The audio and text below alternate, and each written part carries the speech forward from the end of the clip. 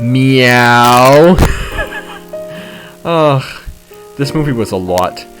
I couldn't help but feel a little disappointed by Sonic the Hedgehog, because I really, really desperately wanted to experience the indescribable abomination of Sonic's original design just running around on screen. And the thing is, at the end of the movie we get to see Tails, but I really wanted to see Tails in the original grotesque, horrible design, and not the sleek new one. What else is important? Sonic flosses twice in this movie. We get to see the Sonic meme, which was pretty cool. There was also a pretty killer fart joke, which made the woman behind us cackle really loudly. But instead of getting the meme-worthy masterpiece atrocity, we get a pretty standard, somewhat mediocre movie that's admittedly really good for kids. I mean, there's plenty of strange product placement. There was one in particular for Olive Garden that seemed really, really out of place, and it's filled with plenty of derivative plot threads. And there's some pretty strange ways of getting their message across.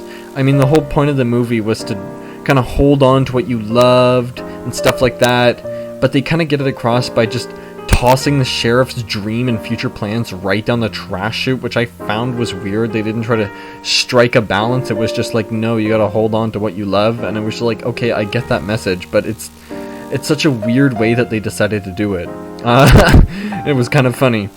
It was never appalling to watch, and some parts were even enjoyable.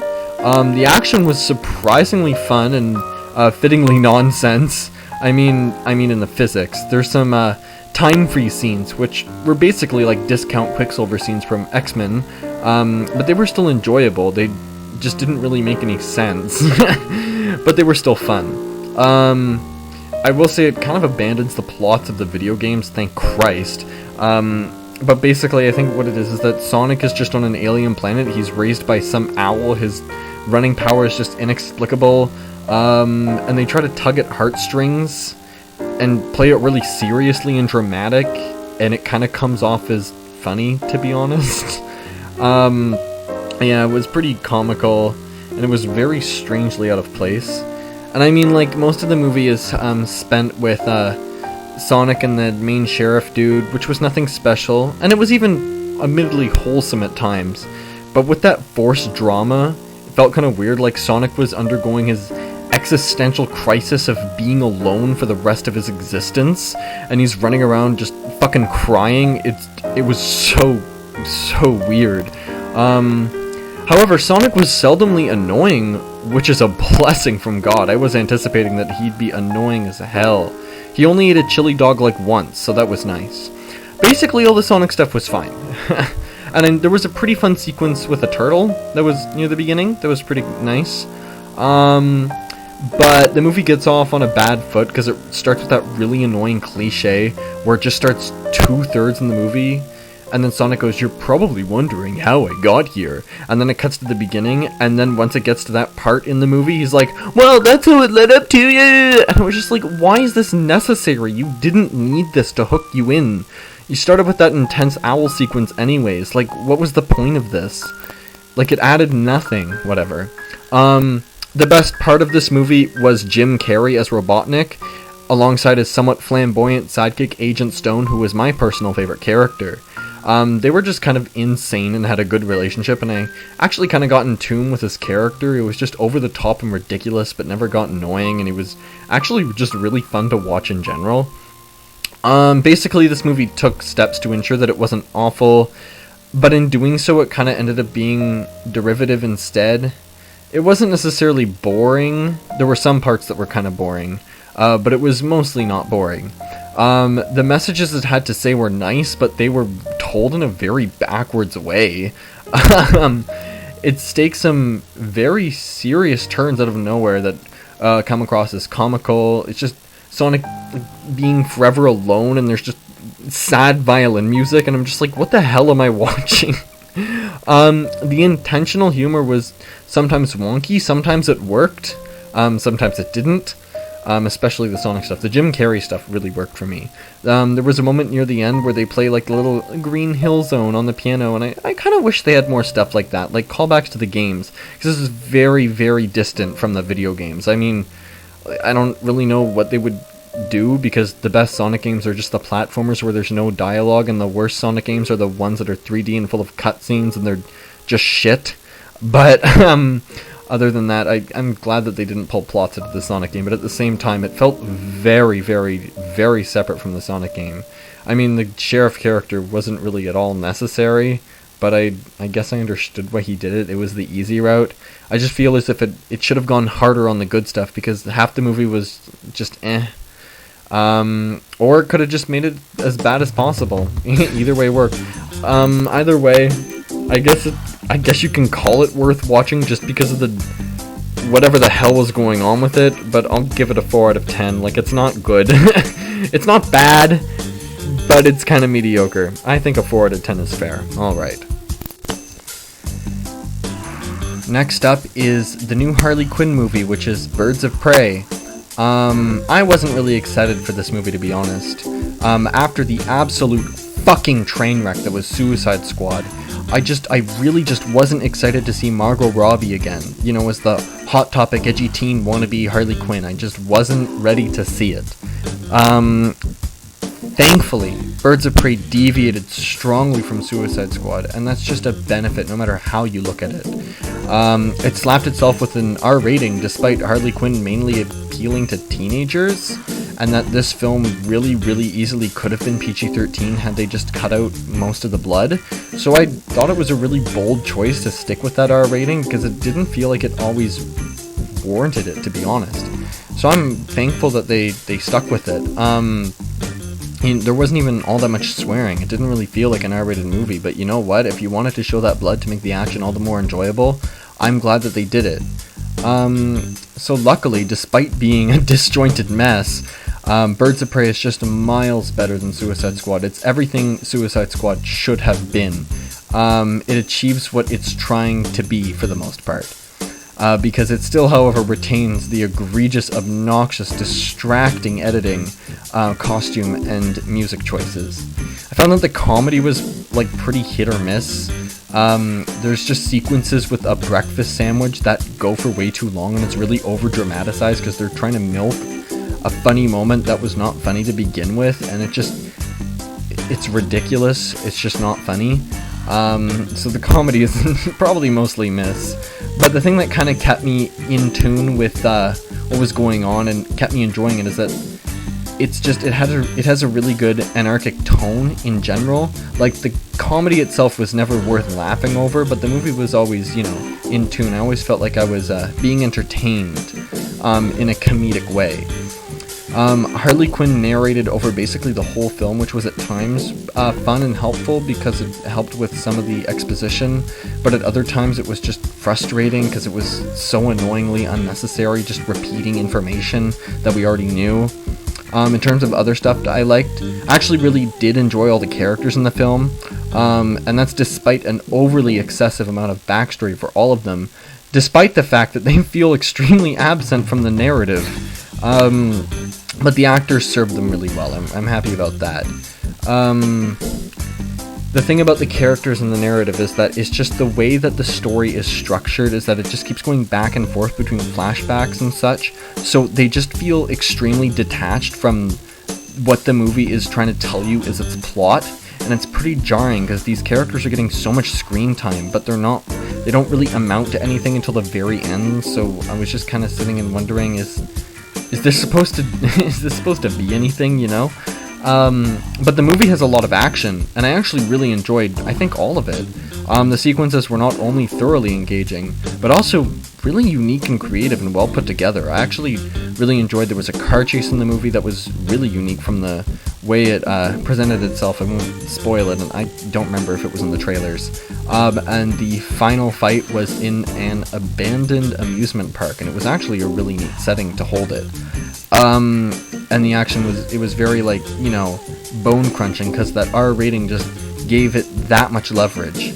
The first two acts, though, were were really, really messy, with just character threads starting and ending and continuing seemingly at random and just connecting at just random points. And they all loosely resolve around the main bad guy, who's kind of just fine. He's just another generic evil McEvil face. I mean, you kind of get to hate him, so I mean, that's a lot better than previous DC movies where it's just a big gray ugly blob with nothing else going on. But I mean this guy actually has like a somewhat of a coherent personality, so that's, you know what, fine, I'll take what I can. The story itself is, again, like, it's pretty short. It just relies on going back and forth between all these flashbacks and flash forwards of just characters kind of just doing stuff. And the final act was an accumulation of everything going on, and it was actually quite a strong payoff. Not only were the action set pieces fun and enjoyable, but the messages the film bears actually feel pretty earned, and I'm glad I saw it in the end. It may have been relatively unfunny with its comedy. It was disjointed, it was messy, at points it was plotless, sometimes it was annoying and just overly edgy, but I'd say it's just kind of worth it just to see that sweet last act, because it was pretty entertaining. And I really want to give this movie a 6 out of 10. However, you know, that last act alone is probably worth as high as like a 7, because it was really thoroughly entertaining. But the first 2/3 of the movie also happen to not be the last third, so I don't know if I can give it quite as high as a 6. So I guess I'll stick it with a 5.5, but I mean, it's, like, I'm not trying to say it's, like, bad for being a 5.5. It's closer to a 6 than it is a 5, I guess. But it's just that you have to kind of sit through and, like, bear with what the movie is saying, because it's not like it's unwatchable. It's just, okay, can we get to this part, please? Because I don't really care what's going on with this. So, you know, unlike Suicide Squad, it's not a heap of garbage, and I can say that if you like Harley Quinn, this is definitely the movie for you. So now, we get on to my favorite of today's selections, Downhill, starring Will Ferrell. At times, Downhill was a passive watch that sported a workable message concerning the importance of family. At other times it was tedious and dull, and at other times it was downright fucking agonizing to watch. This is a remake of a Swedish film that's apparently really good, so I guess all of the magic must have been lost in Will Ferrell's quote-unquote comedy. And I say it quote-unquote because the thing is, they didn't write any comedy. They didn't even try to add comedy, like, at all. Like, this is a family drama that I guess tries to pass off its awkwardness as comedic when it was just monotonous and plotting, so I'm kind of legitimately confused why this movie was labeled as a comedy, because it was not funny once. Everybody does a pretty bad job at acting. It all felt like weird improv, that they were just pushing way too hard, and every scene just went on for way too long.